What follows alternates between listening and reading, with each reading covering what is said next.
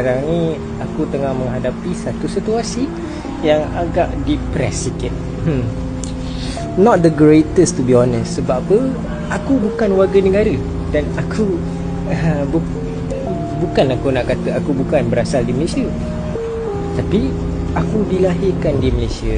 Dan aku dilahirkan di Malaysia dengan tanpa ada warga negara. Yang tu aku tahulah, basic lah. Benda basic semua orang tahu. Jika mak ayah bukan warga negara, aku tak akan dapat warga negara. Tetapi itulah, aku dah umur 24 tahun. Sekarang ni baru aku sedar bahawa aku dah tak ada pilihan lain. Sekarang ni aku dah dewasa dah kan? Aku dah dewasa. Sekarang ni aku tengah fikir pasal masak-masak. Sebab mak ayah aku tak nak bertanggungjawab kan? Tak nak fikir pasal masa depan anak kan?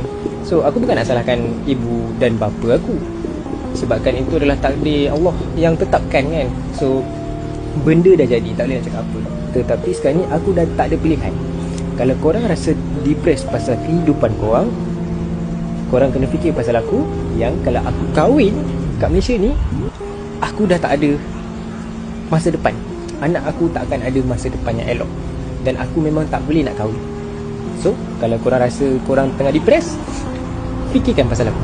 Sebab aku memang tak boleh nak kahwin. Aku boleh kahwin dengan cara Islamik, tetapi dalam undang-undang aku tak layak untuk kahwin. Sebab kalau aku kahwin, tak ada surat menyurat yang mengatakan aku dah kahwin. Agak complicated, I know it's quite complicated. Tetapi itulah undang-undang dan aku kena ikutlah cara macam tu.